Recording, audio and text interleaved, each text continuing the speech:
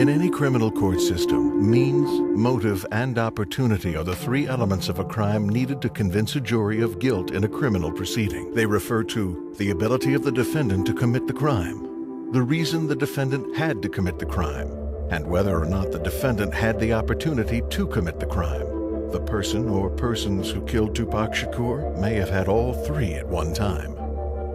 In the examination of the murder of Tupac Shakur, we remember the word of Occam, who claimed that the simplest explanation is likely the right one. Who would have the means, motive, and opportunity to snuff out the greatest hip-hop artist of the 20th century? Who would be capable of influencing a police department into ignoring key witnesses? Who would have the means to derail the investigation? And who would have a motive for the killing? Was it street justice? Or was it simply about the money? For the next 2 hours, we invite you to sit in the jury box as witnesses speak. We invite you to see who has lied and who has benefited from Tupac's death. And we invite you to hear the motive for why it was important for some to extinguish the light of one of the music industry's most successful artists. And we invite you to be a part of solving a puzzle the police have ignored. We call it a reckoning. We ain't going nowhere. Yeah. Some people out there don't want us to represent the Don, man. They just want us to stop. This the reckoning. Ride on down, down. Keep riding, keep riding. Till my homie get peace, till the world get peace, till we all get peace. We gon' call it the reckoning. Ride on down, down. Keep riding, keep riding. Till my homie get peace, till the world get peace, till we all get peace. We gon' call it the reckoning. Apply pressure, don't let it stress you. Keep your eyes open, you close them, that's when they get you. You ever get lost, go to the scripture. Never let them play with your mind, label a mister. This the truth that you hearing coming from the booth. Humble on part 1, mooring on part 2. I hope that they peep it in plenty ways. We no longer speaking, the motive is AK. A million theories, but there is one truth. If it was you, tell me, what would you wanna do? The world's been waiting for explanations. Well, here it is now for those patiently waiting. Who could be next? How could we tell? Who could you trust? There's no one left, they all fail. All fail. I give you my word, this is the real deal. The closest people to Pac, about to seal the deal. Ride on down, down. Keep riding, keep riding. Till my homie get peace, till the world get peace, till we all get peace. We gon' call it the reckoning. It don't stop, it won't stop, it can't stop.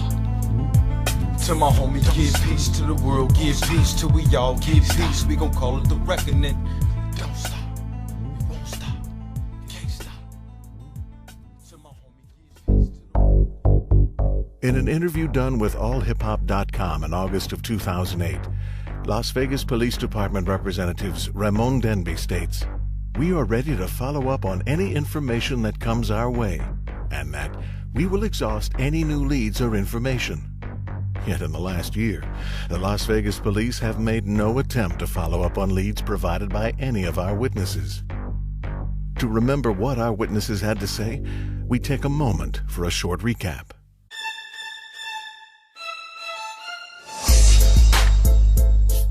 How amazing that Las Vegas themselves are not doing the same thing that the television shows are portraying, solving a murder case.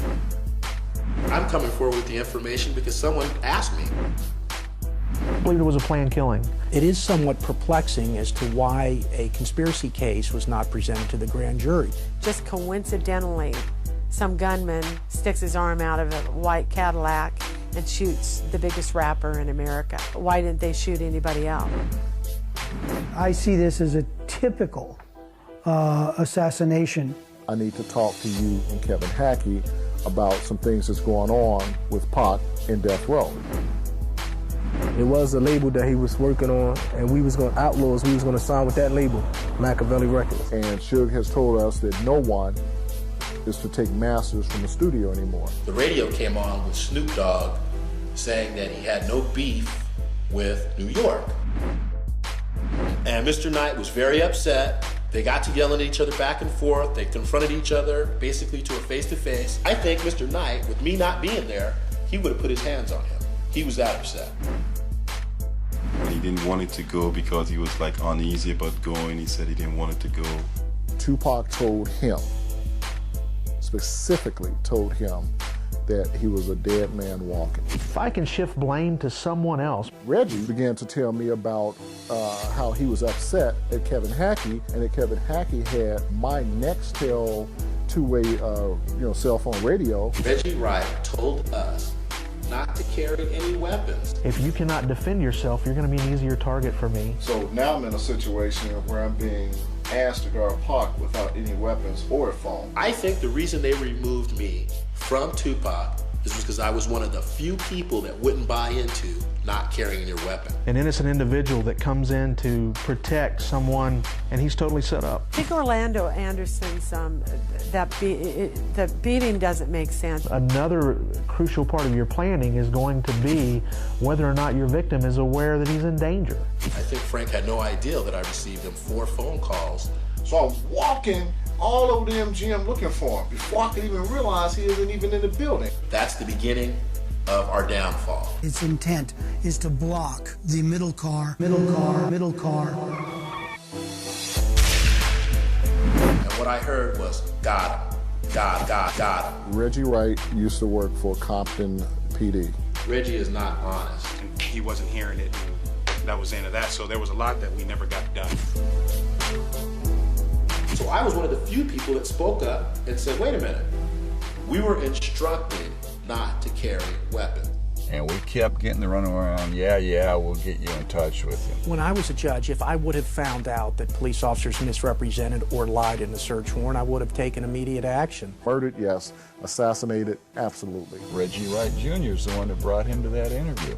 The fact that Reggie Wright Sr. is a police lieutenant, if that's not a conflict of interest, I've never heard one. That communication, however obtained, either through search warrant or otherwise, needs to be gathered. Yeah, a lot of people have died that were directly or indirectly linked to this investigation. To this day, I believe that gotcha was inside the organization and not out. How do you prove that the police are not doing their job when they will not tell anyone what they have done or are doing? How do you know they have done the right job? You can't.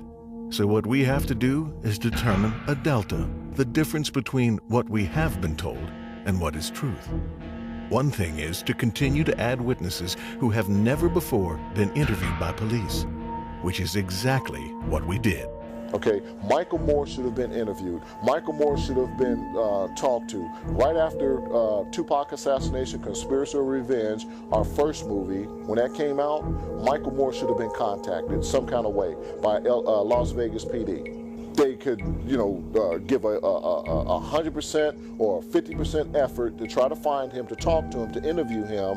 The information is still there and the information is valid. They didn't do it.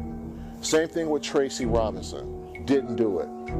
Kenneth Archer, Leslie Garland. These people are law enforcement or prior law enforcement.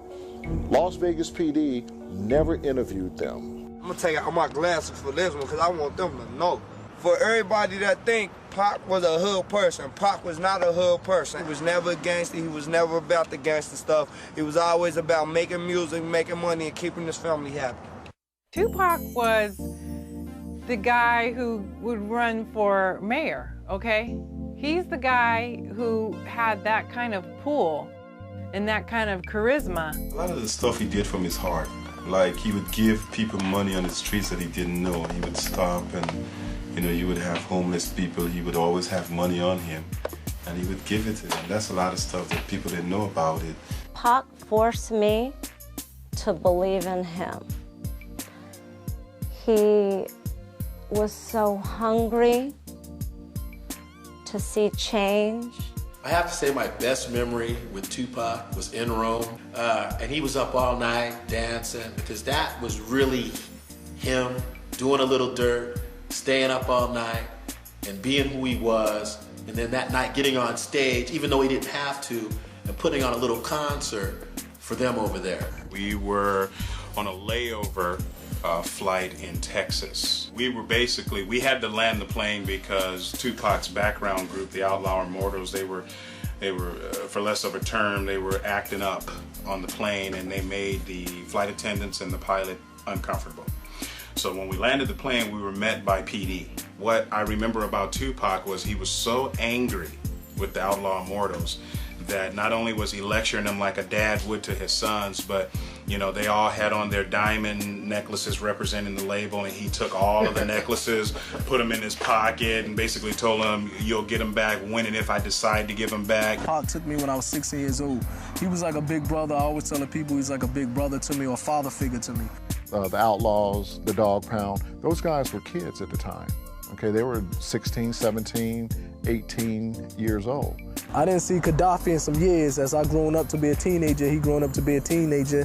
When I ran back into his mother, she was telling me that he was a rapper now. And this is a time when I started doing rap music myself, and I was writing.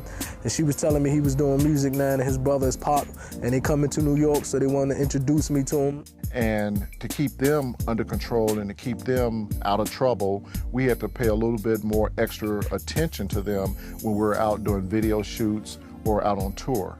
This one particular one was Mutar, and Mutar had a story.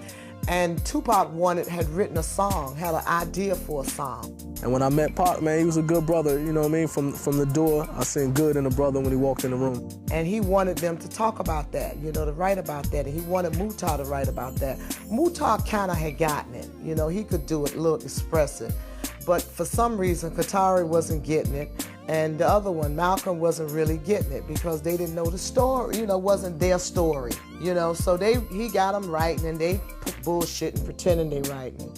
And now he's pissed off when he see what they've done, nothing.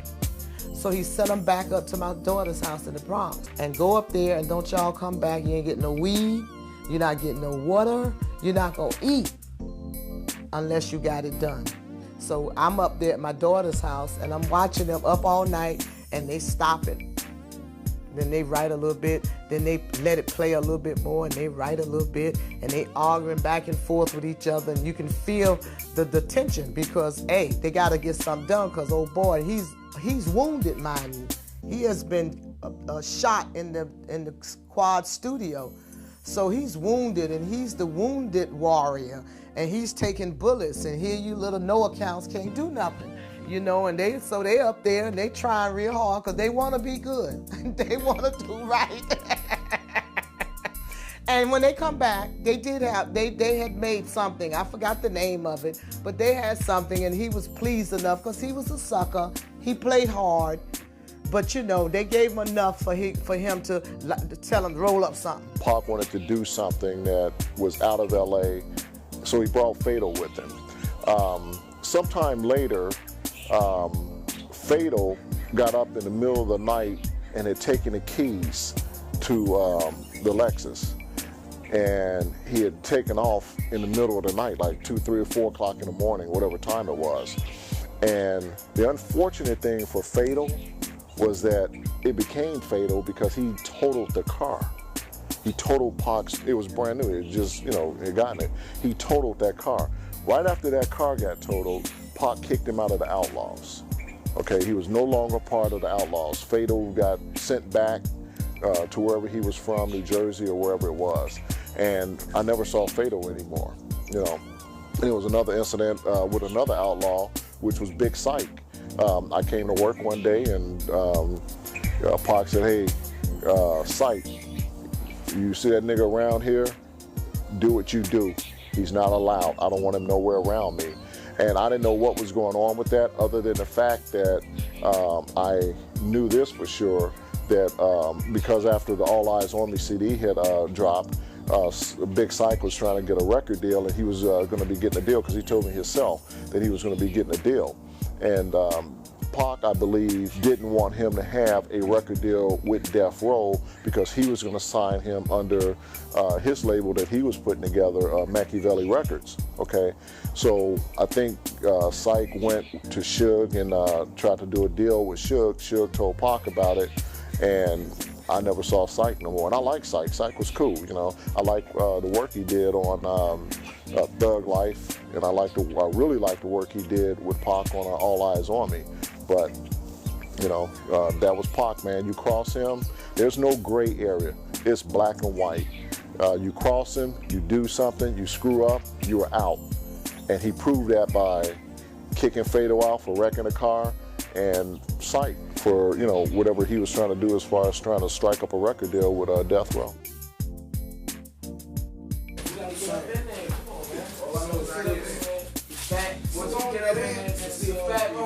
I gotta shoot him in his belly. Got to hit your belly. That's right. Nobody get the belly. That's me. The belly is me. I want the belly. We're gonna sell like for $1 million. Just don't shoot me. We're gonna sell like for $1 million. Hold up. Time out. Anybody see Tragic? I'm looking for Tragic. Tragic. We're gonna find us some Tragic. Tragic. Whatever the fuck is that. That's right. Tupac introduced us, and he's like, you gotta meet Layla. You guys have to work together. When I met Pac, I stopped almost everything I was doing to see him find a way to a microphone, to a studio, to a community, to a larger community, to help him have that voice that has now given me a voice. Layla had contacts all over Frisco, the Bay Area. It didn't matter East Bay, North Bay, South Bay. She just had connections. We actually did the Mac Mall video, which is probably one of my most favorite videos, and this Rayla video where we had to have them be old men playing dominoes on the porch. Playing dominoes was the thing. That was like playing bones was the thing. I don't remember him being no good at bones, and so we used to go at it for hours. And while everybody was playing bones, he would be writing. You know, he always had his little notebook and writing, and he'd throw away. And I look back now and say, man, I wish I'd have kept some of those things he threw in the garbage, because, you know, he would throw away so many songs. When he did Trap, I lived in this apartment on the 23rd floor, and my husband had went out of town. I had a small TV, maybe a 21-inch. I took that TV, put it in the living room. House full of people, apartment full of people, standing around this little TV watching the premiere of Trap. My hallway was flooded with people. I had told everybody I could. It was just like a movie premiere, but it was a premiere of Trap. At the age of 17, he was one of the most startling individuals I've ever met. Had this place called the Top Ramen Shack. This was the most ghetto, fabulous little spot that you could possibly ever be in. We had all these cabinets with no food. You know what Top Ramen noodles are? That's why they called it the Top Ramen Shack. The Top Ramen Shack just basically had noodles. Everybody ate noodles. If you didn't have a bowl, you took your powder and put it in your bag and shook up the bag and just ate the noodles right there. It's because nobody had no food in that refrigerator. You know, maybe had maybe a couple 40s, Kool-Aid maybe. He couldn't stay hidden. How could he? You know what I mean? He was not that person. He spoke his mind to his credit and to his detriment. He spoke his mind. He said what he felt, you know, and sometimes those feelings were, and sometimes those feelings was, oh my Lord. But they were his feelings and they was true. He was, and still is, just one of the most amazing voices. When Tupac and all of us got kicked out of the Top Ramen Shack, eventually we was gonna get kicked out of the Top Ramen Shack because we got raided. I loved Pac instantly. She said, come and stay. She already had 5 kids. So you're talking about 5 kids and 5 grown men or more sleeping. The only place we could sleep was on her living room floor. I can't remember how many people have lived with us. And those who remember back in the day with this with Pac, they will know we all slept on the floor. You just had to get your spot on the floor. People will remind me they stayed with me at one point or another. That's a part of me. I will always be a mother to many. But at least we had a spot. when it was raining, when it was cold. It get cold to bathe. We had a spot. Tupac knew absence. He knew affection. He had a mother who planted amazing seeds in him, who loved him dearly. Hey, now, come on, Daddy. One of the biggest rally cries for detractors to the case of agents for death row being responsible for the murders is the contention that Tupac Shakur was not, in fact, leaving death row records. These detractors want the public to believe that there was no motive for the shooting and that Tupac was doing his business as usual with Suge Knight. In an interview with allhiphop.com, Reggie Wright declared, "I didn't know what the financial business was. I know they were all happy." Wright goes on in this interview to state that Tupac was going to have Machiavelli Records and that Suge was paying for all of it.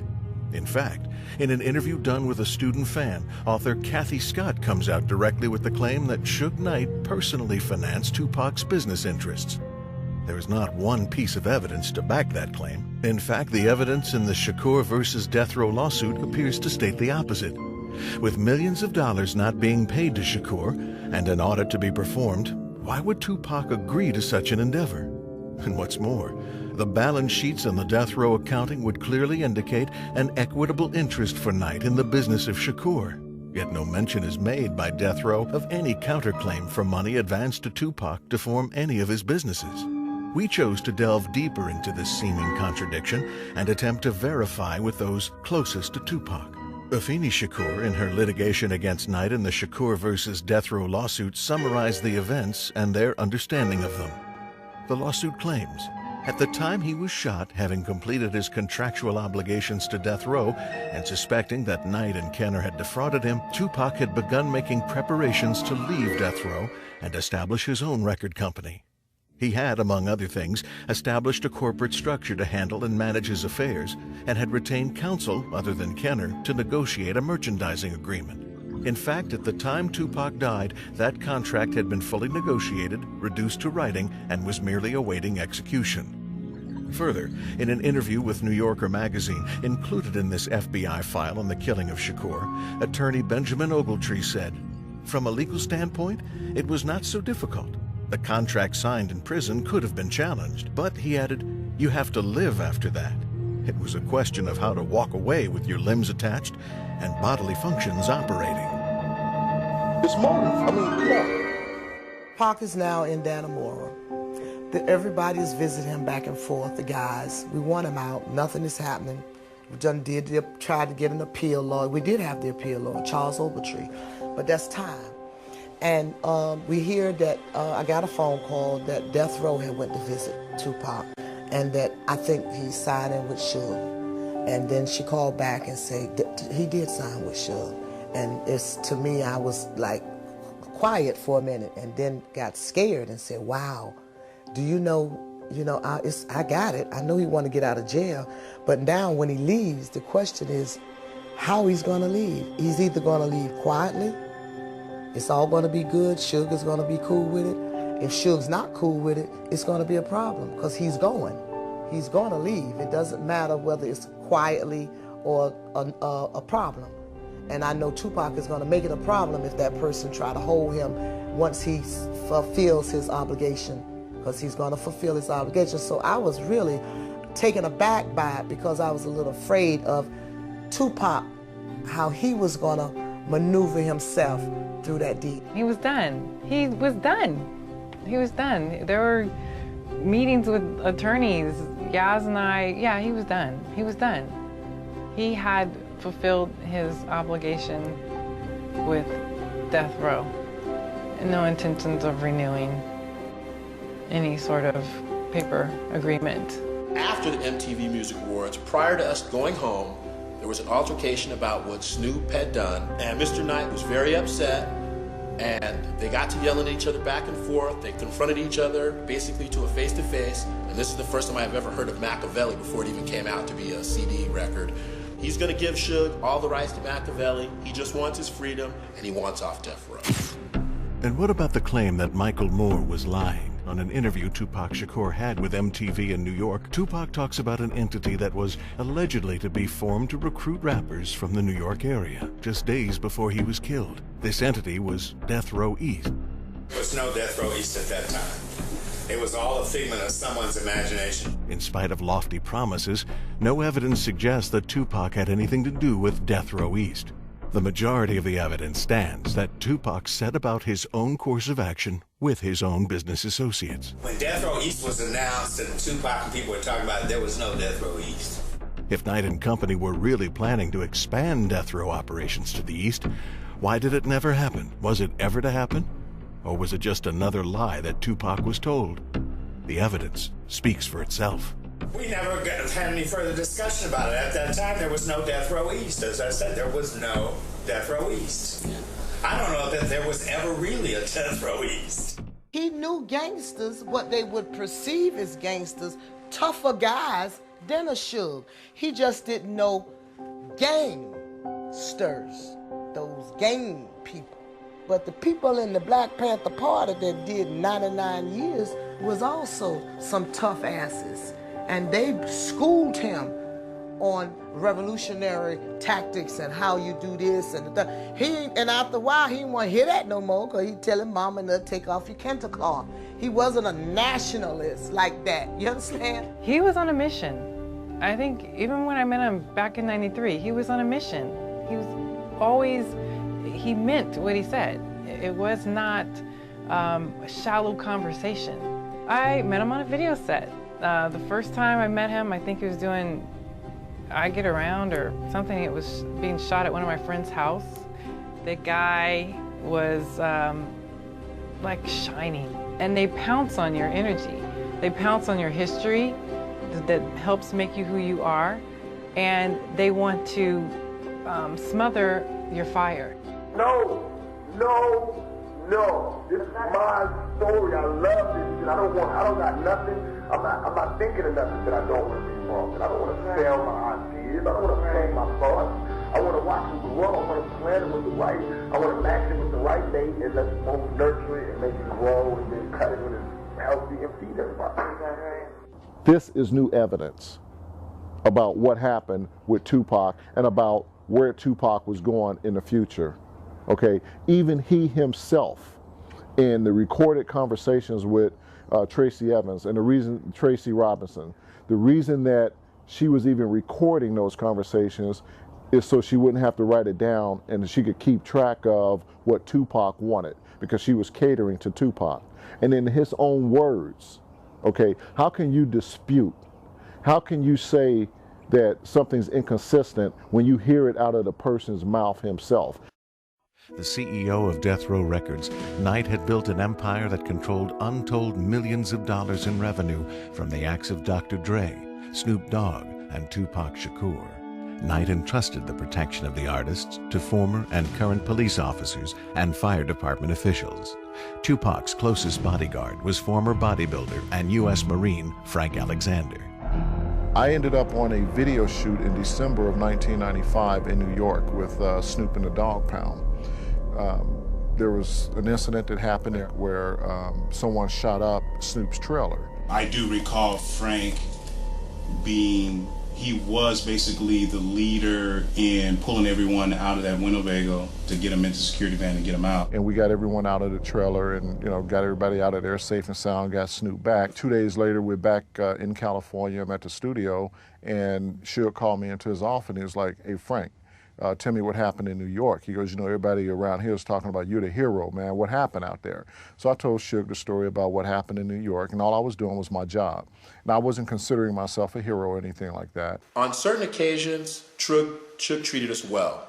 Suge said, well, Pac is going to probably want you. Snoop's probably going to want you. He goes, you're going to be like the most requested, bodyguard for these guys. And I was like, okay, whatever. A couple of days later, I get a phone call from Reggie saying Tupac has made a decision. He no longer wanted that rotating schedule. And out of the 4 guys that was rotating on him, he's chosen you to be his main security. He wants you as his bodyguard. What do you want to do about it? And I was like, I want to think about it. That's what I want to do. I had been working with Pac on that rotating schedule a little bit, And, you know, I saw everything that they said he was doing. You know, he try to leave you, you run through red lights. You just got to be like literally on his butt as you being the chase car, being the bodyguard. Me and Pac didn't get along that well. I started on Pac as a substitute, filling in for Frank, filling in for Leslie. Whoever was on him, I was more of a fill-in for that. He would just blow lights. He would, you know, go places and he wouldn't tell you where he was going. You had to follow him to know where he was going. And it just got to the point to where I said, okay, I could deal with this. The situation came about, being the main bodyguard. I accepted it. He and I eventually hit it off. Everything was cool, and I was his main bodyguard. When I was on the set of Gridlock with Tupac, he would come over to me and he would say, something to me like, how's Pac doing? You know, how's everything going? I'll say, oh, everything is fine. Everything is going good. It was like, well, you know, he really likes you. You know, you're the only one he gets along with. You know, tell Reggie to put you on a salary. You know, make sure that you're getting paid right. Reggie made a statement that Tupac didn't like Frank, that Kevin Hackey was the main bodyguard and he liked Kevin Hackey more than he did Frank. First of all, nigga, let me tell you something. I was the main bodyguard. I have no reason to lie, and it's been out there for 12 years. Tracy Robinson recorded a series of interviews with Tupac which have not been heard by the public until now. In these creative session tapes, Tupac spoke of his intentions to expand to more than what he was. I don't think I would have had a career had I not had he and Ice Cube. Whenever I was around him, it was like the floodgates of ideas have opened. In these tapes, he makes his role with Tracy Robinson clear and defined. And he knew that I was receptive, and he knew that I was like, I've kind of always been a little bit of a documentarian. I just always have a notepad with me, and I started carrying a little tape recorder with me because I was like, I can't write fast enough. No, we could be nice. It's going to be a quality project. Nice. And that's how I want to be, and I want to be so grown up about it. I want everybody to feel so good about it, but I want to do it real quick and make a lot of money on it. In fact, Tupac asks Tracy to become his counselor and advisor. So Tracy, your job is to be the job I want to offer you is to be my, I don't know what it's called in regular life, but in my zoned out mentality, to be like my consigliere, to give me advice and to tell me how to take my ideas and make them sound.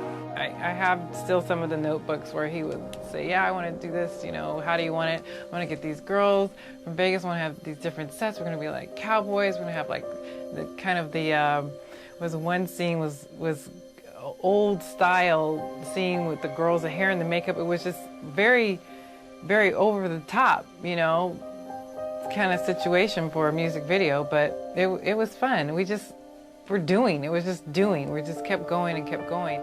It is clear that the motive of Shakur was to leave death row and move on to his own projects. Some Crips in the club at the House of Blues, and they came over to Tupac and they asked him, who do you represent? Who are you down with? And Tupac said, what are you talking about? He goes, who you repping? He goes, you with death row, they're Bloods. You know, you hanging out with Crips, you hanging out with Bloods, who you repping? And he was like, man, I don't represent no one but me. I'm Tupac Shakur. He goes, that's who I represent. I am neutral. And that was it. Pac was friends with Snoop. Pac was friends with Suge. If you want to represent a color with Tupac, it would have been green. And that's the color of money. He wanted to make money. He would tell us, y'all ain't got no sense. You don't know how to make money. Use me. Y'all can't make a t-shirt. You can't do a t-shirt business. So we start trying to make t-shirts. You know, use me. I'm a commodity. You got the best thing to make money right here. So why would he be stuck with a Suge knife? Was it always his plan? Or was it a desire that came toward the end of his contract fulfillment? When did Tupac plan to leave death row? Or was it something he knew he would do from the start? There seems to be a consensus on the matter from those closest to him. Anybody knew Pac knew that he wanted to do his own thing. Because he knew he was talented. He knew that. There's no doubt about it. But he appreciated the opportunity to hook up with digital and all that stuff. When I was talking to these niggas, I was like, any movie I do, I want to be the executive producer. I want to produce the credit. Okay, I want to be like Jodie Foster. Okay, they told me a deal. They was like, this is what she did. Cause I was telling them, I was like, no, I don't want y'all to pay me a bunch of money to stop doing movies and do it for y'all. I want you to pay me money to make movies. Right. So I want to keep 24/7 like that, or not keep it, because now we got a hot name from beating up dudes on the set. So Create a film company. no, use the names of pictures, which is already set up, which we should push to them. And then that way it'll be like that. And then when we get the money, then I can say, okay, we already got directors, we got cinematographers, we got writers, we got everything. We can produce it, we can do it, we can do everything. We're ready right now. There is a popular myth that Tupac was going to start a record label that would be released through Death Row, called Machiavelli Records. But the evidence of Tupac leaving Death Row works counter to this myth, as does the practical consideration of Tupac losing an additional 20% or more by not working directly with Interscope. Tupac asks Robinson to find a way to avoid that middleman altogether. You go to wherever you got to go to get the information, but don't let them know. What way do I do that? How do we own all of it? You know what I mean? The violent actions of Death Row against other artists were almost legendary, and his whole family and staff knew it. Knight's violence toward artists who questioned the ownership of masters or who requested an accounting from Knight were met with violence, as these court documents show. His whole family and staff knew that when Tupac made his first overtures toward leaving Death Row, the fact alone that he would dare challenge the record label's accounting was sufficient grounds for violent retribution. This prompted Yasmin Fula to visit Frank Alexander and Kevin Hackey on the set of Gridlocked and warn them. Myself and Kevin Hackey, we were both on duty that day on the set, and it was in the evening time because it was already night, and I got this phone call from Yasmin Fula, and she said, hey Frank, I'm coming down to a Gridlock, don't you and Kevin leave because I need to talk to the two of you. So, you know, probably 30 minutes later, she shows up, and she goes, hey, there's some things going on over at the Death Row office. Pac is called an audit on the Death Row office. Now, this was the first time I had ever heard anything about an audit, obviously, because she came down to tell us this story about, you know, the audit going on. And her main thing was that she wanted us to pay, like, a little bit more closer attention to Pac, watch him a little bit closer, because she wasn't sure of the repercussions of this audit that was going to be going on, because apparently Pac was pretty hot over it. Nowhere in the Dannemora Agreement was the most critical provision, the one for which Tupac sold his soul and for which Knight repeatedly took the credit, that Death Row had any right to Tupac's masters. Knight had no contractual right to keep them from him. According to the adversarial claims made by the Shakur estate in 2008, by the time the 1996 Interscope agreement was made, Tupac had recorded approximately 152 unreleased songs that were not included in the 3 albums that were the subject of the 1995 Dannemora agreement. Nothing in the 1995 Dannemora agreement gave either Death Row or Interscope the right to exploit the unreleased songs. Moreover, there was nothing in the contract between Death Row and Tupac which gave Death Row ownership of the tracks, either the compositions or the sound recordings. As such, both the sound recordings and the compositions belonged to the artist, Tupac, even though the physical master tapes were in the possession of Death Row. It just was going to be ugly, and because we had already heard on the phone, driving around in LA, a call, Tupac is at Death Row, pissed off. He wants his shit.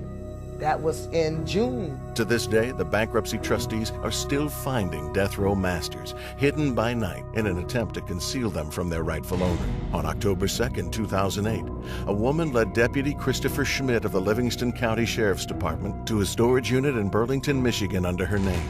That's where the officer found what would appear to be certain master recordings and videos contained in 10 by 12-inch black boxes. Deputy Schmidt told the court that he had in his possession what he believes to be numerous master recordings of Death Row records that he obtained from the storage unit.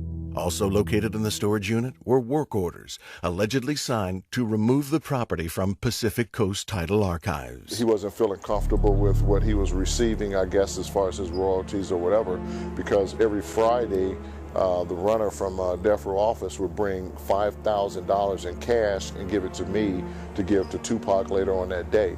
And Pac would, every Friday, would tell me, Frank, call the office and have Rory bring me, you know, 5. And, you know, 5 was $5 grand. It was like Friday was his payday, but it was only $5 every time. Yeah, he was making millions of dollars, but $5 out of $1 million is not much. That's not even a fraction of a percent. If he was there, it was confrontational if he was going to get whatever he was going to get. If he was asking for his masters or asking for the paper that he signed, because he did those 3 albums, it didn't take him long. So that's the completion of that obligation as I know it. And I tell you, he had movie scripts and he was truly interested in that. People were talking to him about it. He was bigger than Death Row. His ideas was bigger than that because he wanted to go further than that, and he wasn't dragging a Suge behind. Ain't you gonna get that? There's no question that Tupac would have been a great actor. I don't see why he wouldn't have done roles like Denzel. He wasn't going to be wedded to no Death Row. And you look at those pictures, that last photograph of him, the deer in the headlights photo, and he just looks sad. Tupac's death is more related to Death Row than it is any other theory that they came up with. Due to what I heard in New York about the Machiavelli album, about him requesting his freedom, about him wanting to start his own production company. Sources claim that after the trip to New York, Tupac put both Kenner and RITEWAY security on notice. Shakur would no longer use their services. So I think after we did the MTV Awards, you know, I don't know what went down, but he wasn't too happy about it, and he didn't care about going anywhere. You know, so he didn't feel like, he didn't want to go to Vegas. I don't even think he wanted to do the video. With Tupac set on his own path to success without the weight of Death Row, and now having given his 2-week notice tonight in the New York hotel room September 4th, Tupac decided to focus on more personal issues and cancel the Death Row scheduled trip to Las Vegas the following weekend. There are some who claim that Tupac's intention not to go to Vegas was not true, that he never opted out of the trip. They claim that Tupac was only upset at night. This, however, was not the case. For the first time, we hear the real reason that Tupac was not wanting to attend the Tyson fight that weekend and the family problem he contemplated using as an excuse not to go. Pac's cousin, my son, Kenny. He's my hairy-ass cousin. All right. Ken, he from out here. So if y'all see my cousin, give him some love. My little brother. Yeah. All right. Get everybody on there. Everybody. Was on drugs. And he had taken one of Pac's rifle, and he didn't want to go to Vegas. So he didn't want to go to Vegas, but this was a good reason for him not to go, because he was going to come down here and kick his cousin's ass. God. That is true. There was a whether or not to come to Atlanta to beat his cousin's butt or to go to Vegas. And my daughter went because Kadada went to be with Kadada. And yeah, he did not want to go to, because he was with Kadada. He had a thing going on. He had a fantasy that he wanted. He wanted to get married. I know niggas like me. I can fuck everybody good. I can fuck them all for real. But I can never have one to myself. Because the thing that they love so much is the mission. As soon as they know me, it's like they want the mission. You know what I mean? It's like they like the bad guy more than they like the real guy. Because once you know who I am as a human being, it's not as exciting because you can figure it out. Wasn't so much Vegas as his girl and, you know, that thing that they were doing together and that dream that he was into, as opposed to the thing in Atlanta was a family thing. It's a gun, you know, the guns, and his cousin is on drugs again and whatever. Tupac's decision to leave Death Row may have been unwelcome, but his desire to audit Death Row's books and take his master tapes was unacceptable. I think there was pressure on him in terms of his work and that thing, you know, his sense of obligation, but he really didn't want to go. They begged him to go. Tupac was convinced to cancel his trip and go to Las Vegas anyway. Reggie Wright asked me to ride with him to the meeting that we were having. It was about 12 noon. When we arrived there was 23 other security personnel for RITEWAY Security at this meeting, along with the attorney and Reggie Wright. It was a benefit for a retired boxer. And the reason that it was a benefit for this retired boxer is because the feds and the police had been watching 662 every time we would come in town. And they kept looking for a reason, I guess, to shut it down. And we were not allowed in that weekend. So they had this, benefit for this boxer going on, and that was going to get us into the club for that night. We had the security meeting earlier that day, and we were told by this attorney that we had never had a meeting, like this before, where an attorney at his office would have been in charge of a meeting and would be telling us that we couldn't carry weapons. But the reason that we supposedly wasn't able to carry weapons is because of this benefit that was going on for this retired boxer, and there was no need for us to have weapons. Las Vegas Metro officer Patrick Barry, a retired professional boxer, did not know Marion Knight or Tupac Shakur personally. He owned Barry's Boxing in Southwest Las Vegas, a charitable, youth-oriented boxing program created to help young boxers in their 20s. Kalisis arranged a fundraising event at Club 662, as Knight was a client of his, in his role as director for Friends of the Las Vegas Metro Police. Kalisis thought a fundraiser might help, but in the history of strange ideas, this was stranger still. Why raise funds for anti-violence with a man whose reputation for making hit records is overshadowed by his knack for violence? And why do it at a nightclub that was already having a difficult time getting licensed? But these were more than just normal security officials at a nightclub function. The individuals that were specifically being disarmed were the personal bodyguards of an internationally known celebrity. Frank Alexander and Michael Moore worked individually and were assigned the personal protection of Tupac. This brings up another contradiction that defies logic. In a situation where there was going to be a high probability of violent behavior, what possible sense would it make to ask the only people responsible for the security that evening to not properly arm themselves? It is to be noted that there is no proof that it was Kalisis' idea himself to disarm the guards of his own volition. He simply made the request. But there is no way to tell the difference between an order from Reggie Wright being conveyed through an attorney and an order from the lawyer himself. That was the reasoning that day earlier for us not to have weapons. We were told to either leave them in our room or in our car. And how we got to the car is that it was going to be three of us. Myself, Michael Moore, and Al Gittins were going to be the only three that was going to have weapons. And my car was parked on the opposite side of the hotel that night by the time we were ready to go to the Club 662. That's why I was getting in the car with Tupac, because my car was on the other side with my gun in the car. They say the 60s was crazy, but the 80s was worse. Crack fucked blacks and gave birth to a curse. The gunshots were fired from the suspect vehicle only, again, which is described as a white or light-colored newer Cadillac. The moon's bright, the sky's misty. Know my future, cause I know my history.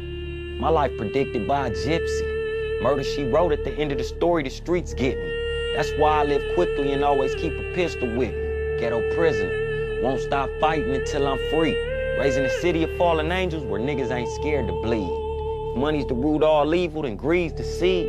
This ain't living, we taking cause ain't nobody giving. How can it possibly be peace in a country built on murder? Laws passed daily, my nigga, to purposely hurt you.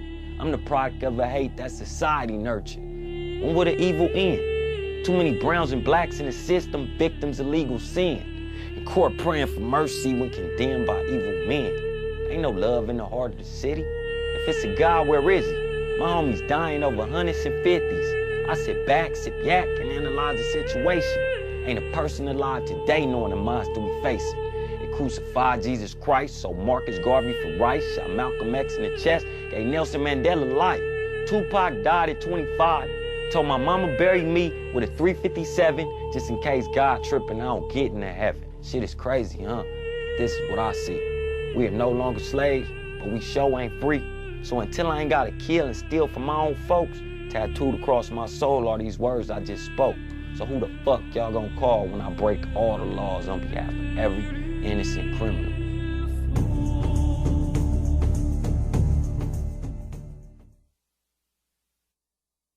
And they take us into his room. He's in a coma.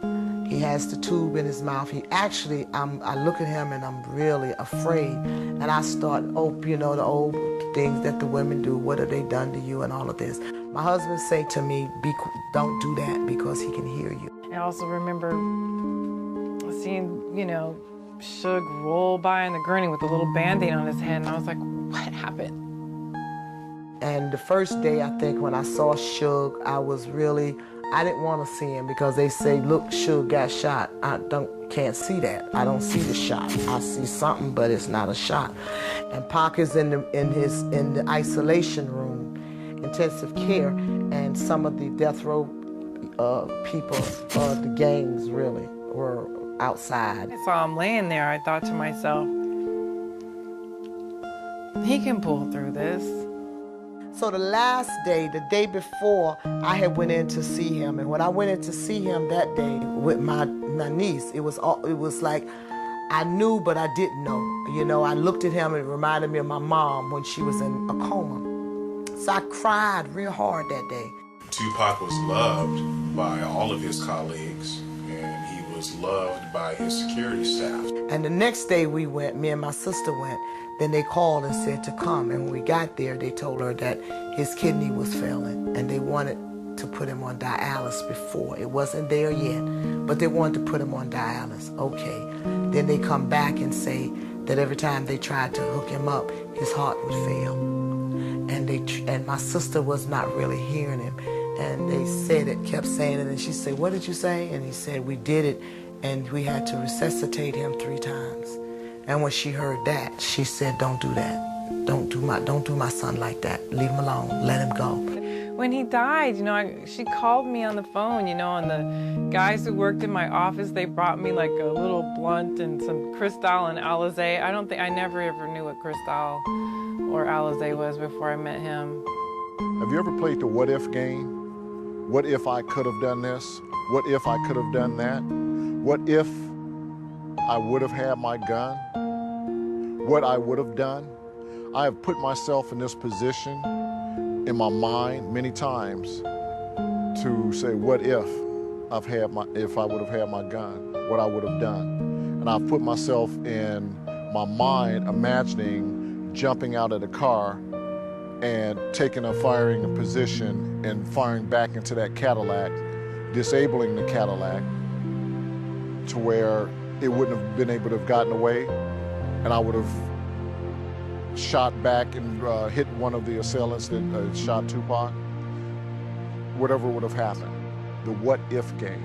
I've played that game for 12 years. My closest friends did me in. My closest friends, my homies, people who I done took care of their whole family, turned on me. The atmosphere at Death Row after the murders was unusual. I didn't get any negative vibes from Suge regarding security. I did get some negative vibes from some of Suge's people regarding Frank. And there was a particular instance where I had a conversation with Suge in front of the studio one night. It was just he and myself, no one else was around. I told him, I said, Suge, I said, the animosity and the different things that I'm hearing regarding Frank, I said, you should take control of that because that's not right. I believe it to be unusual. In my opinion on why it was unusual was because I sensed that they blamed security for him disappearing. Saying what's real, how that go when you're in a group and you're in an organization and they your boss and you get paid, they pay you. Prior to going into the meeting with Suge and all the artists from Death Row, Reggie met with us out front in his own meeting and instructed us to say certain things. But when I got in the meeting, I seen how the meeting was going and I spoke up on what should have been said. And I informed them, because Frank's name came up, that Frank had done some things wrong while he was covering Tupac. And I quickly corrected everyone at the meeting and told them certain things. The artists were unaware that we were told not to have any weapons. Therefore, Frank couldn't have done anything different. And unfortunately, we didn't do that. He wasn't going to throw himself in front of the bullets, so he did the right thing. We examined the wisdom in the decision to go to Knight's home and the route they took after they left the house. Knight and Shakur had committed a felony battery on Orlando Anderson. If the cadre who beat Anderson caught on tape and ran off, leaving the victim there at the scene of the crime, one would think the last place a suspect would flee to would be the place listed on your driver's records. This would be where the police are bound to look for him first. Yet, that's where Knight goes immediately after. If Knight had enough confidence to go to his Vegas home, the first place police would go to look to arrest him, it may be that he knew Orlando Anderson wouldn't press charges. Or he knew that even if Anderson did press charges, that there was no way the police would come arrest him, because they were paid off. Either way, they end up at Knight's home. To be fair, we examine the random shooting theory for a moment. The entourage had plenty of opportunity to access the club in a more expedient route. Yet, they took the most difficult route possible. Was it because they wanted to be noticed? It would seem just as likely that the most direct, publicly known route was 2 straight lines, up Las Vegas Boulevard and down Flamingo. It is less confusing, and one would not want a shooter to get lost going to or going away from the shooting. There is more blind faith in believing a 1.25% chance that someone randomly drove by than that an orchestrated effort took place. Anyone expecting to know the entourage route would have had to follow them to Knight's home, if there was no communication with the shooter. If there was communication, then the only problem is that it's no longer random or unplanned. Knight lent his organization to a partner that would be trustworthy and loyal to him, and at the same time have the means, contacts, and resources to enforce the rules of the organization. And in an organization with the name Death Row, the rules were upheld with violence and threats of violence. In 1996, in fear for his life, Alexander agreed to a series of wiretaps. In these wiretaps, Alexander learns that lack of allegiance to Death Row means death. He said it right out of his mouth, and his girlfriend confirmed it. Who, Reggie? Yeah. What did he say? Say what you did. She said they want me dead. She said that they said you told a lot of stuff. These original recordings paint a different picture than the public image of Knight. She said that the people at DRR want you dead. I think I spent 1.5 years with Death Row after that, and then I walked. I just heard that they want me dead. Okay. So I wasn't going to say this, but I think I better. Okay, that's affirmative. That's true. I went to the prison, talked to him, and let him know I was leaving. Because they were telling me that if it didn't go, if whatever you said wasn't positive, they were going to fix you. If Suge don't get out, boy, you're going to be in deep trouble, Frank. Who? You. I had some loyalties to Death Row, and I still do. I just think that it was the thing to do. Talk to Mr. Knight, let him know that I was leaving, so that I can be clear of Death Row. Everything that Suge does, Reggie knows. Because I tell you right now, anything goes down with Suge, you know who's going to run this company? Reggie. Wrong. What do you mean, Death Row?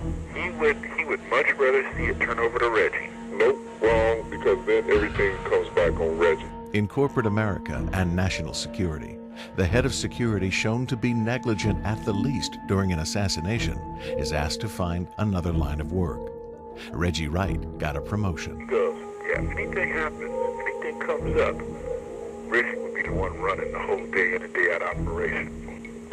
Man, I can't see it. Reggie's dad told me that. Well, he goes, one thing Suge didn't do is he didn't blame any of it for Reggie. In fact, these court documents filed by the U.S. bankruptcy attorney in 2005 claim that Knight transferred his business property interest to Reggie Wright Jr. in an attempt to sell the property without the bankruptcy court's knowledge. This is known in the courts as a fraudulent transfer. Reggie claims to have made no money off of it, insisting that the only money he has is from a disability pension from his days as a police officer in Compton. This clearly shows a level of trust between Knight and Wright The McPherson lawsuit also shows Wright in the management capacity for death row, as does the Clear Channel lawsuit, shown here. But why in the death row debtor examination would Suge Knight, when asked who ran the day-to-day operations of the label, keep Wright's name out of it completely? Instead, naming his then wife, an artist at the label, as the officer of the company during his incarceration. Why would Knight perjure himself to keep Wright's name out of the examination when there were already volumes of data to support that Wright was running the company when Knight was in prison? Why would he lie? What is it that drives Knight to keep Wright's name out of the front line? Could it be a street loyalty?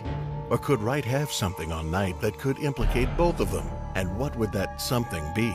Even Wright himself in the all-hip-hop interview admits to running the day-to-day operations. So why lie about it? And trust me, this shit was already fault. Every one of them decisions that got me out of there, you in there, and everything else, all that came from Reggie's mouth. Did it not bother Knight that Shakur, his most lucrative asset on the death row label, was dead on Wright's watch? His comment was, we ain't gonna be hurting for nothing. Who is we? He said, we ain't. This is what he told me. I said, dang man, that's pretty sad. I said, financially, that's gonna fuck some shit up. And he goes, we ain't gonna be hurting for nothing. Reggie Wright and me had different opinions. Well, Suge asked me what I was gonna do. Yeah, what you gonna do, Frank? What you gonna do? Do you know what he meant? No. You don't? No, I don't. Obviously, I don't. What did he mean? He wanted you to take someone out. I said, Reggie, what was Suge implying?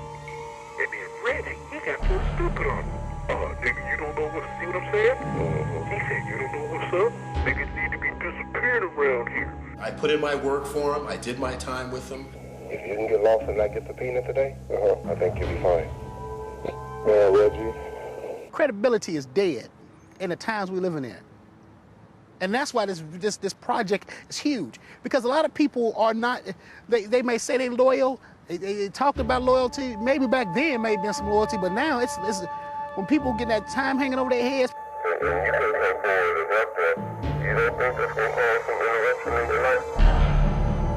Is it worth the trauma? Is it worth you, anytime you see his picture, hear his name? And I hope the name and the picture keep coming out even more, because he was, regardless if you liked him or didn't like him, he still deserved life. The same thing, would I blame the outlaws because they didn't jump in front of the bullet and take it? Could I blame them young people because they was in the third car, not the second? Do you understand? I was still going through the pain of Tupac's death. I was sitting at home. I had gotten a book deal. I had gone to New York, and I was getting ready to put all of that stuff together.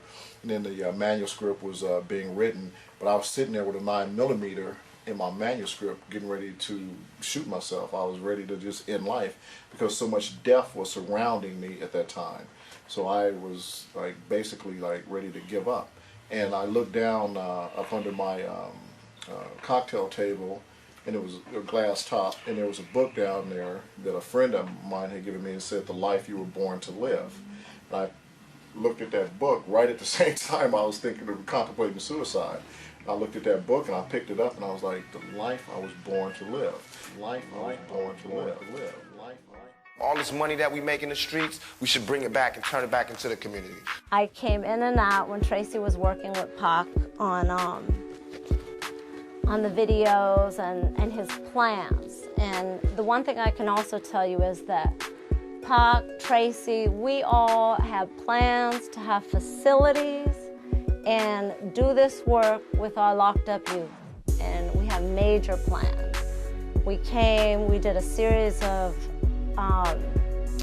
recordings, we taped, and we outlined a movement that would help to educate kids all over the country and to use our art to penetrate. This is the microphone sessions. For those of you who've never been before, this workshop actually started with Pac and Ray Love. There was a group of 7 of us that met in my living room on these rugs 20 years ago. And our goal was to be a group of writers that wrote together. Never did I imagine that one day he would be here in spirit and that we would actually have him as a topic and celebrating his life and his legacy. Pop didn't come for the first few months. For the first few months, there was 5 of us. And every week we'd meet, and I would give the assignment. And I ran things. And then came Tupac. And he came for 2 weeks and wrote on topic. By the 3rd week, he said, what made you think you were running things? Why do you think you get to pick topic? Layla is a fearless lady. She's just going for it. She's not gonna stop doing what she's doing. She's even kill. She keeps on doing it. It's like, I haven't been here in a while. It's a different group of faces. It's the same energy. She's still giving her heart. You kind of get what you ask for. And because Pop refused to let me run things, we shared the running of the space. And each week, all of us from our very different worlds wrote on a topic, and then we would put together a 90-minute assembly, cell phones to vibrate. From here on out, we're recording. Mine, better make sure. I promise everything will be fine. Mother, bump, rain, and the J Valentine. If you didn't know, I'm gonna show you that Doja was that brother that you should have signed. I spoke at Layla Steinberg's poetry class in North Hollywood. It was amazing. I loved it. I loved speaking to the kids and the people that were there about Tupac. There was a tribute to him there. It was really nice. And I talked about the what if game. We just got to be smarter and sharper, or they're going to start taking away each and every person that steps forward to do anything positive for the community. Compton police claim to have identified the Cadillac that was the shooter's vehicle, a rental car, the only white Cadillac rented in Los Angeles that weekend. Las Vegas police claimed they never received that information. According to the Los Angeles Times, 2 days after the shooting, 2 Crips were seen in Compton driving a white 1996 Cadillac bearing a rental sticker. An informant told the Compton PD that Crips had visited a car stereo shop whose owner also did body work. They believed that the Crips brought the car to the stereo shop to have damage repaired. The Times also goes on to claim that the Compton police found that a Carson Enterprise rental car agency had rented such a car to a man with possible ties to the gang underground.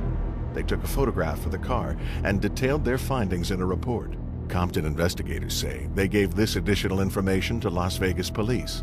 Manning said his detectives never received it.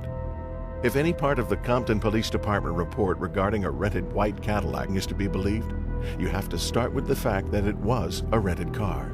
Someone would have had to have rented it, used their license, given a credit card. Yet, to date, no copy of the rental contract has ever been released by the Las Vegas police, nor has the name of the person who rented the car been made known as fact. Unless the Compton Police Department is willing to extend the gang rivalry theory to include the employees of Enterprise, it stands to reason that an identifiable person, provable in any court-competent jurisdiction as evidence, could be identified and possibly charged as an accessory to the murder. I think that the reason a lot of it was covered up is because most people that worked for death row security had a badge of some type. And I think the ball was dropped right there. I think people had badges, they didn't want to push the issue, and they chose to overlook looking at death row.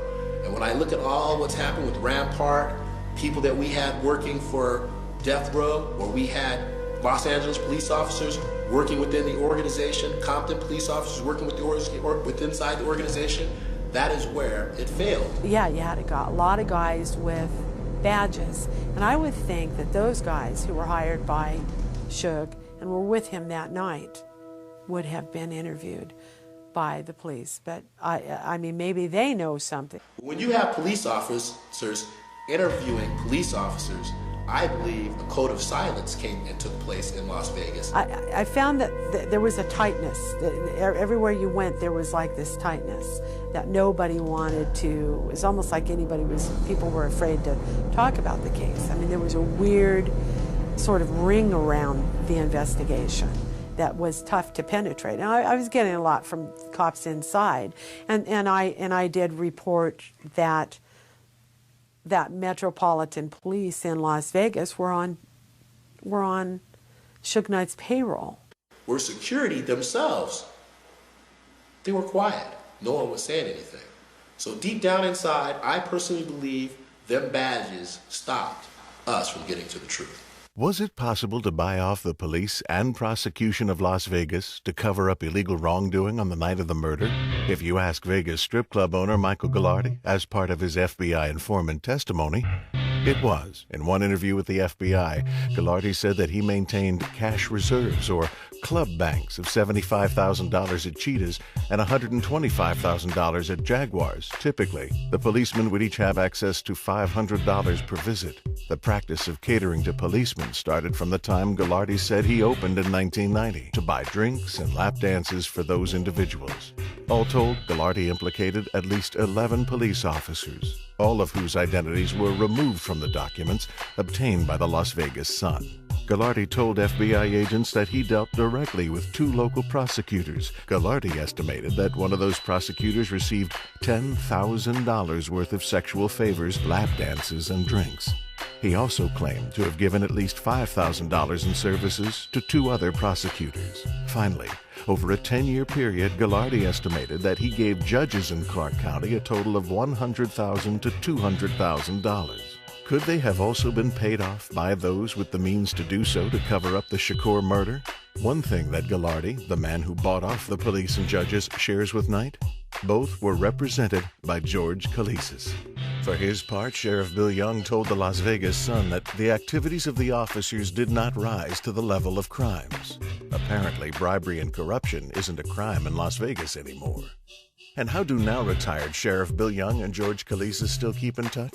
They are both on the board of directors of Hookers for Jesus, led ironically enough by an ex-prostitute arrested more by Young than any other officer. And what of Ghilardi? Was his word any better than those he accused? As a star witness for the FBI, it apparently was. What about the former detectives of Compton? Were they so sure that they had their man with Anderson, that after 10 years their informants have come up with nothing new? Police often use informants to help investigations move, but informant information can be considered unreliable. This was probably around, I'm going to say June, possibly July timeframe. We were going into the House of Blues, and you know, it was just a hangout day. We were going there. Pac wasn't performing or anything like that. And there was this guy there, and it was a brother. He was a tall guy, and he was patting everyone down as we were going through that entrance. Hussein Fatal was one of the backup outlaw singers, and when he patted him down, Fatal had a gun on him, and it was a Glock 40 cal gun, handgun. Pac was pissed. He was pissed. And he said, "Frank, go put this fool into the limo." The story picks up now with Kevin Hackey. Kevin Hackey has said this in the Fox interview that he and I did in December of 2007, that incident that happened at the House of Blues with that gun was that Reggie had him go over to Santa Monica PD, pick the gun up, and take the gun back to Reggie. About 2 weeks after that, I was contacted by Reggie to go over to Santa Monica Police Department to pick up this firearm. He stated once I gave him that firearm, he gave it back to his daddy, who at the time was a lieutenant with Compton Police over the gang division. He said his daddy booked that firearm in the property. Kevin picking up, taking it to Reggie, Reggie giving it to his father. Paper trail ends there. Or the story with the gun ends there. Other than the fact that when Compton PD did a raid after Tupac's death in Compton, they found a 40 cal Glock in a bag. Okay, that belonged to Orlando Anderson, I believe. Chuck Phillips wrote a controversial story published by The Times on September 6, 2002. Chuck Phillips came along because he was an award-winning writer. He had some credibility. In a piece titled, "Who Killed Tupac Shakur?" and based on unnamed gangland sources, Phillips wrote that Shakur was killed in Las Vegas on September 7, 1996, by members of a Compton gang called the Southside Crips. According to Phillips' story, the triggerman in Tupac's killing was an L.A. Crip named Orlando Anderson, who was later killed in an unrelated matter. The first time he wrote it, it sounded really weird. But there was, because of his credibility and because of who he wrote with, you thought about it, but it didn't make real sense because you gotta know it was bigger. And then one of my sons said to me, Chuck Phillips is on Suge's payroll.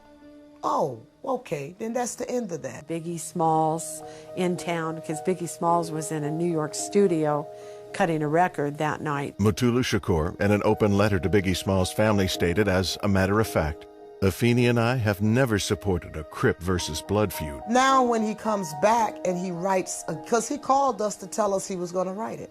Now he's back on, because what he did there is what he did then, is he took a little bit of some truth and he put other stuff in it. Because in '94, when Pac got shot, Biggie came to the hospital. Biggie stayed at the hospital that night. That was supposed to be a book deal for him. He's coming out with this article, and that was going to get him a book deal. He already had a book publisher interested, and it never happened because Biggie Smalls' mother immediately cried foul. Biggie retrieved one of the weapons to give to the cousin, whatever that was left there. Biggie was there that night as shocked as anybody else in terms of what you're looking at. And, you know, her son was in New York, and how could they not verify? How could the reporter not verify Biggie Smalls' whereabouts when you're accusing him of murder in a two-part series on the front page on the Sunday edition of the LA Times? You know, you think you would have gotten that part confirmed and won it confirm it with a little gangbanger out of Compton. It was so wrong. What I know is that night when he got shot, Biggie was at the hospital.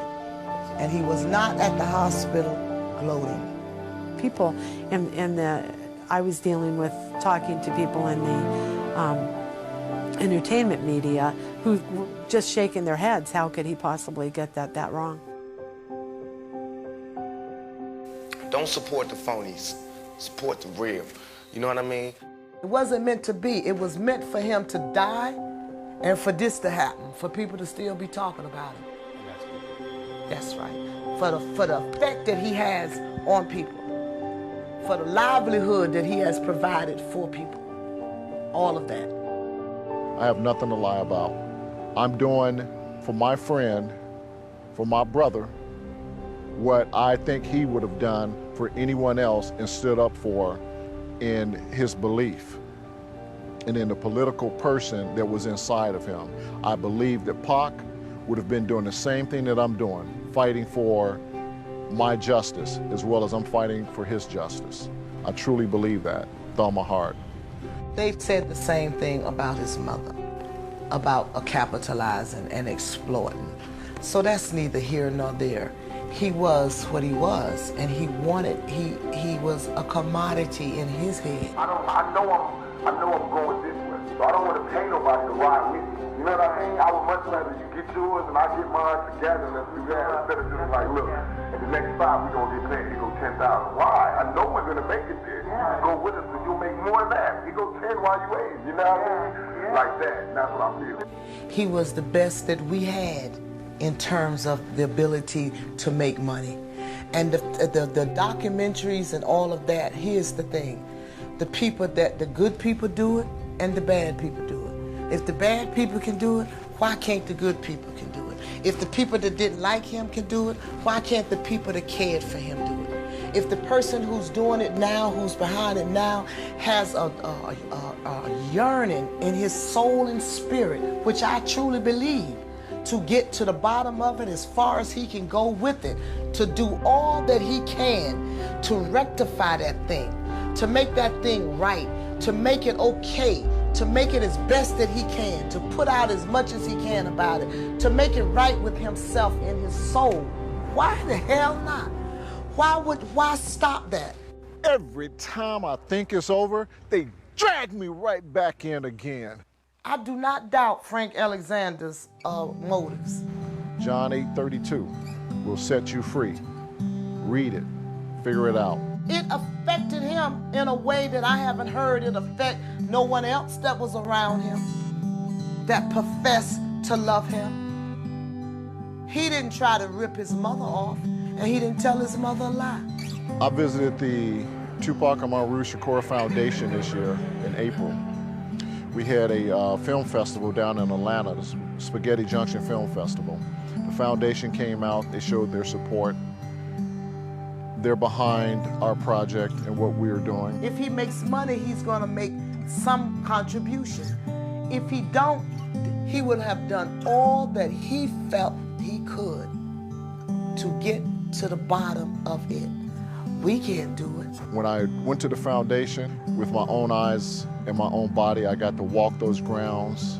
I got to walk through the Peace Garden, and it was amazing.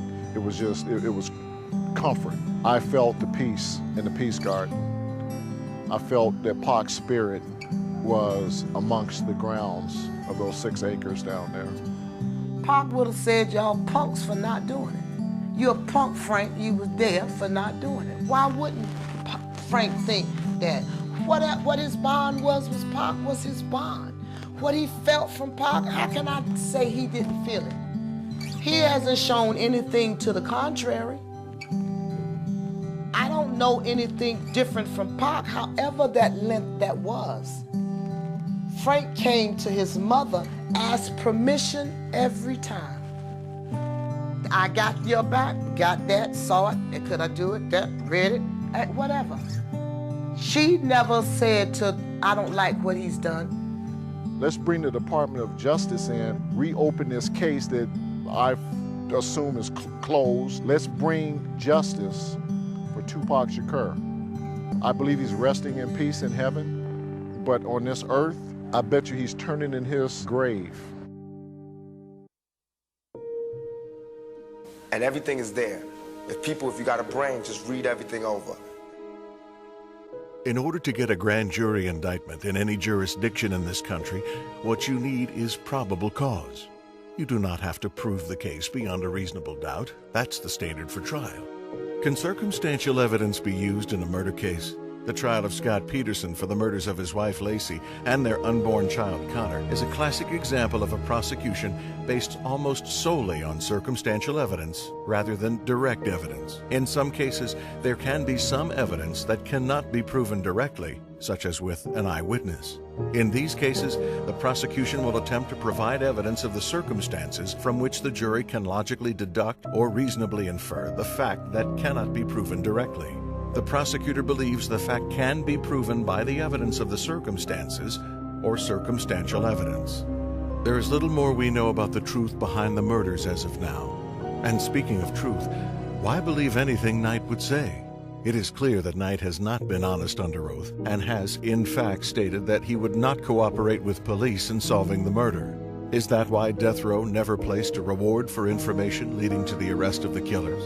In his bankruptcy, Knight has taken dozens of opportunities to abscond money from the estate, hide master tapes, and transfer millions of dollars and property in an attempt to defraud creditors. The Committee for the Unsecured Creditors of Knight and Death Row are only now beginning to sift through the number of people that worked with Knight to conceal assets. And to his part, Wright has conspired with Knight on other activities that violate laws of the state. Take, for example, Knight's claim in his bankruptcy examination that he did no business while he was in prison. Why then would the McPherson attorneys mention taking trips to the prison with Wright, where Knight was housed, for the express purpose of discussing the operations of Death Row? And while Reggie has claimed to receive no direct benefit from it, Knight transferred all of his interests in his Wilshire property address to Wright. Why would he do such a thing? RITEWAY security guard Kevin Hackey stated in a pretrial deposition, Chuck Phillips was frequently at Death Row functions and received payments from Death Row records. Hackey backed off this statement at trial, but he also tried to back away from everything he had told investigators, stating convincingly, "I'm in fear for my life." Asked what he feared, Hackey stated, retribution by the Bloods, the Los Angeles Police Department, and associates of Death Row Records. What does it take when it's in black and white and the evidence is there, the documentation is there? What more? I can't even stress it enough. What more is it that you need or that you want? Why are you jumping on the dark side when in the light, the truth is right there and all you have to do is open your eyes and see it? I don't get it. I just don't get that. I still today miss him. I'll mourn him until I join him, you know. And that's just it. You know, that's all I have to say on that. Some people out there don't want us to represent the Don, man. They just want us to stop. Just the reckoning. Ride on down, down. Keep riding, keep riding. Till my homie get peace, till the world get peace, till we all get peace. We gon' call it the reckoning. Ride on down, down. Keep riding, keep riding. Till my homie get peace, till the world get peace, till we all get peace. We gon' call it the reckoning.